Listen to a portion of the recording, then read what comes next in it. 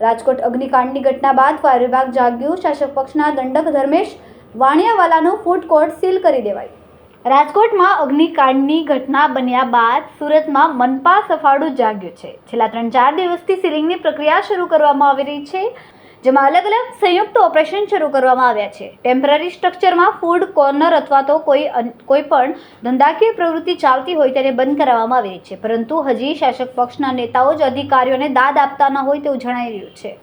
શહેરમાં ફાયર વિભાગ દ્વારા જ્યાં પણ સીલ મારવામાં આવ્યા છે તેની એક યાદી જાહેર કરવામાં આવી છે, જેમાં કયા food court, market, hospital, tuition classes બંધ કરવામાં આવ્યા છે તેની પ્રેસ યાદી કરવામાં આવી છે।